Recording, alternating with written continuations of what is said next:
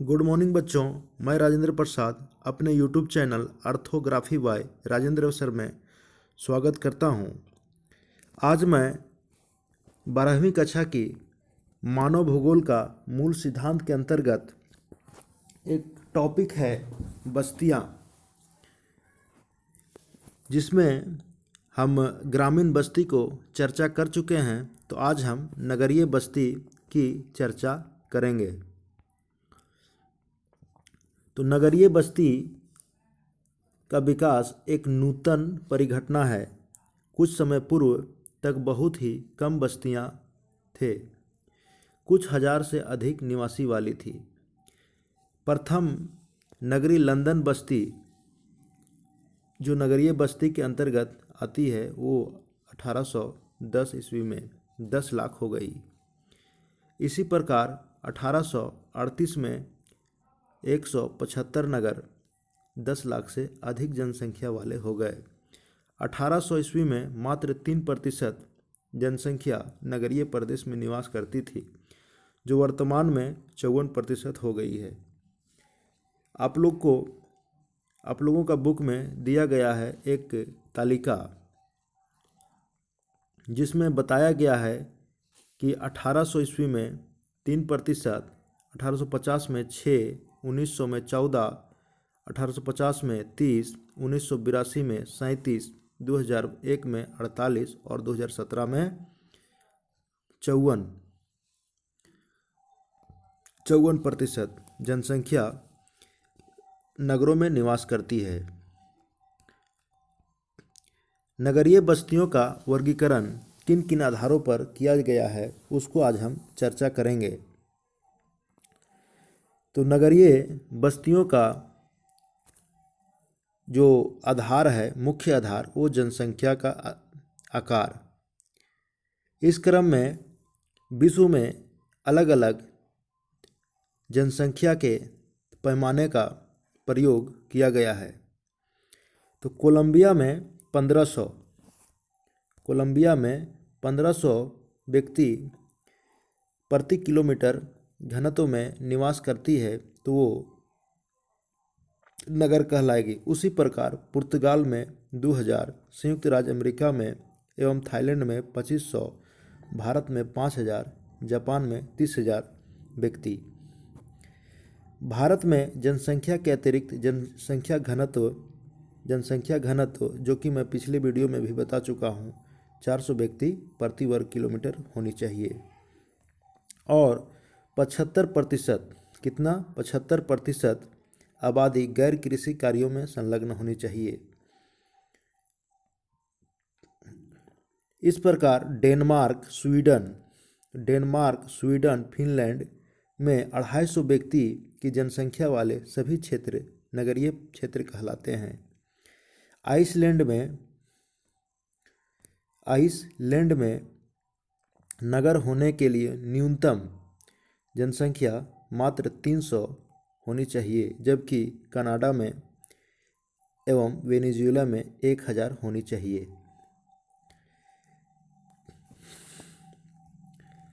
व्यवसायिक संरचना, इसके अंतर्गत मुख्य रूप से व्यवसाय को आधार माना गया है। इटली में यदि 50% जनसंख्या कृषि कार्य में संलग्न है, तो उस प्रदेश में निवास करने वाली जनसंख्या को नगरीय प्रदेश कहेंगे या नगरीय जनसंख्या कहेंगे। ठीक इसी प्रकार भारत में 75% जनसंख्या गैर कृषि कार्य में यदि लगे हुए हैं, तो उस प्रदेश को नगरीय प्रदेश कहेंगे। जैसे Frankfurt, Amsterdam, Manchester, Louis, Lahore, Baghdad, Agra केंद्र हैं। प्रशासनिक नगर, इसके अंतर्गत किसी बस्ती को नगरीय बस्ती के रूप में वर्गीकृत करने के लिए प्रशासनिक ढांचे का मापदंड प्रयोग किया गया है। उदाहरण के लिए, भारत के जिस प्रदेश में नगर पालिका, छावनी बोर्ड, अधिसूची नगरीय क्षेत्र हो, उसे नगरीय प्रदेश कहेंगे। ठीक इसके विपरीत ब्राज़ील में अमेरिका के देश ब्राज़ील और बोलोविया में जनसंख्या का आकार का ध्यान नहीं रखते हुए भी प्रशासकीय केंद्र को माना जाता है, जैसे Delhi, Canberra, Beijing, Addis Ababa, Washington DC, London, Victoria, Albany, Chennai आदि। स्थिति के आधार पर भी नगरों को वर्गीकरण किया गया है। नगरीय केंद्रों की स्थिति उनके द्वारा संपन्न कार्यों के आधार पर देखी जाती है। उदाहरण के लिए औद्योगिक नगर, सेना नगर एवं समुद्री पत्तन नगर। आवश्यक स्थिति भिन्न होती है। नगरों की प्राकृतिक सुरक्षा मिले खनिज नगरों के लिए क्षेत्र में आर्थिक दृष्टिकोण से उपयोगी खनिज पाया जाना आवश्यक है। औद्योगिक नगरों के लिए स्थानीय शक्ति के साधन एवं कच्चा माल, पर्यटन केंद्र के लिए आकर्षक का दृश्य, औषधीय जाल, झरना, ऐतिहासिक अवशेष, पतन के लिए पोताश्रय का होना आवश्यक है। जिस प्रकार यदि किसी प्रदेश में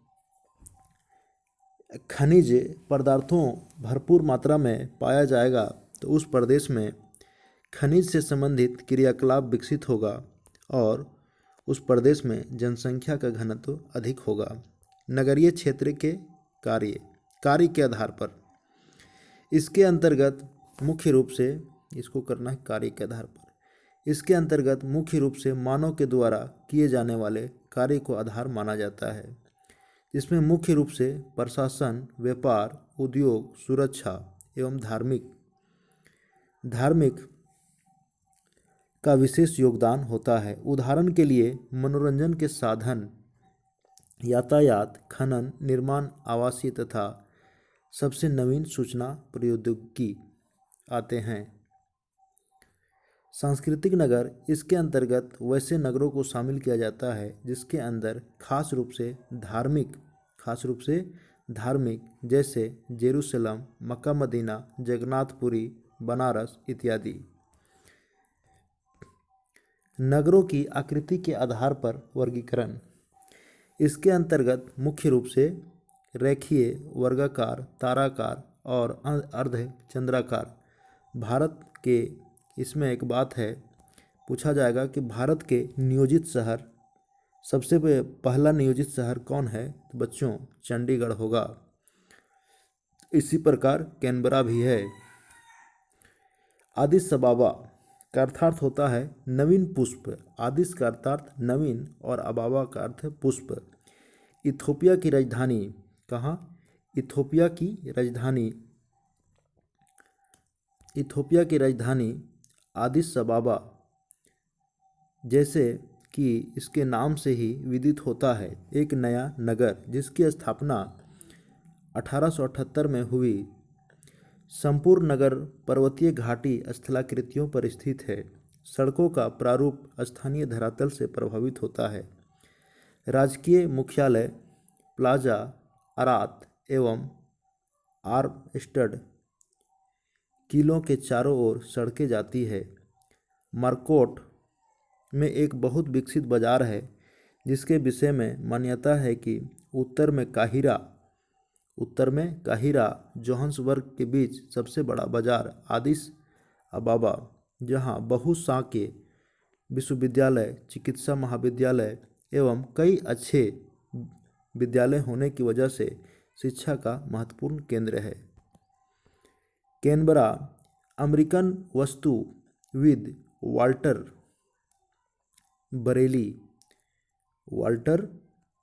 बरेली ग्रिफिन ने 1912 में ऑस्ट्रेलिया की राजधानी के लिए इस नगर को योजना बनाई।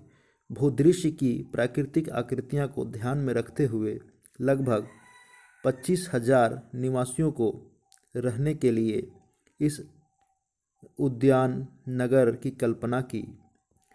इसमें 5 मुख्य केंद्र थे। प्रदेश के अलग अलग कार्य थे। पिछले कुछ दशकों में कई उपनगर इसके समीप बन गए जिसके अपने केंद्र हैं।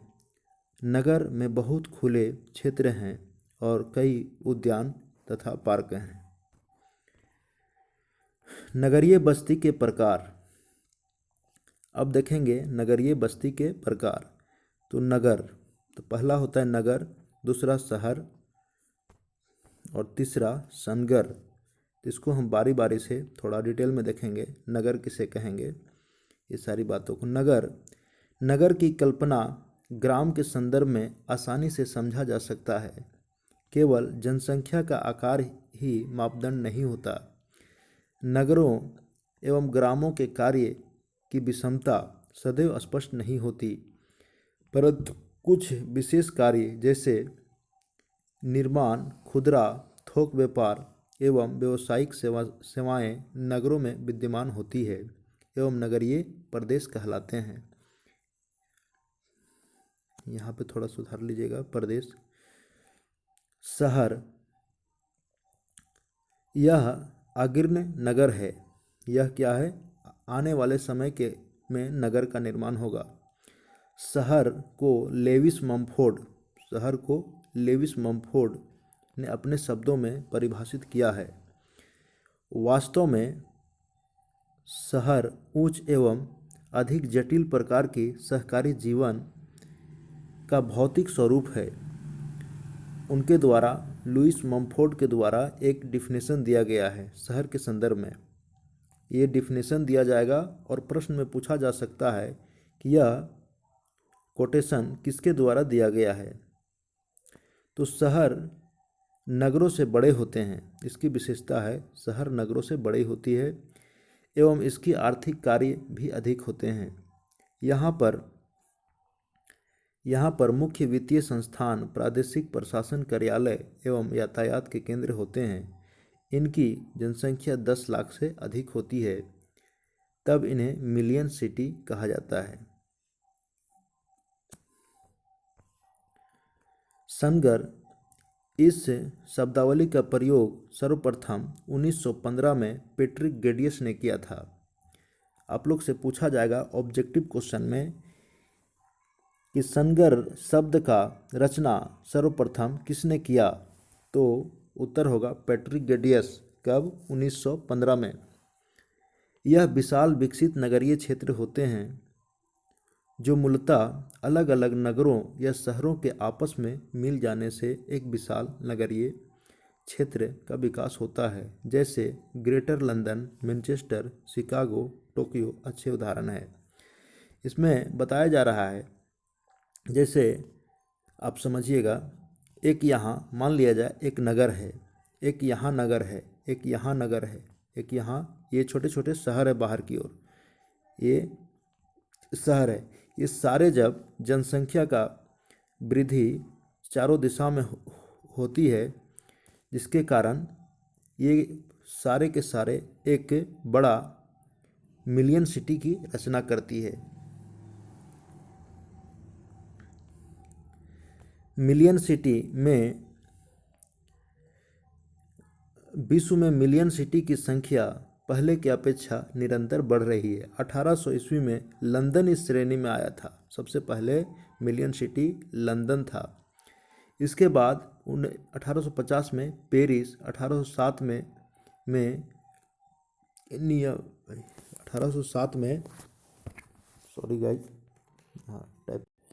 1807 के जगह पे 1950 लिख लीजिएगा बच्चों, 1950। और इसमें एक न्यूयॉर्क शहर था, उसका विकास हुआ। इसी प्रकार 1950 तक विश्व में 80 शहर मिलियन सिटी थे। मिलियन सिटी की वृद्धि प्रत्येक तीसरे दशक 3 गुनी हुई है। 1875, यहाँ थोड़ा मिस्टेक हुआ है, 1875 में इसकी संख्या 160 थी, जो बढ़कर 2005 में 338 हो गई और 70 के मध्य में 162 मिलियन सिटी थे। 2005 में इसकी संख्या बढ़कर 3 गुनी हो गई और ये 338 तक पहुंच गई। सॉरी गाइज, यहाँ कुछ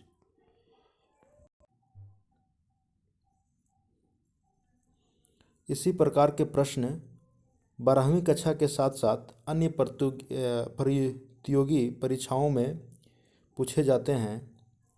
तो आप लोग इस वीडियो को पूरा देखें। जहाँ थोड़ा बहुत गलती हुआ है उसको हम आने वाले वीडियो में प्रयास करेंगे सुधारने का। ये प्रॉब्लम लाइट चले जाने के कारण हुआ था। धन्यवाद बच्चों।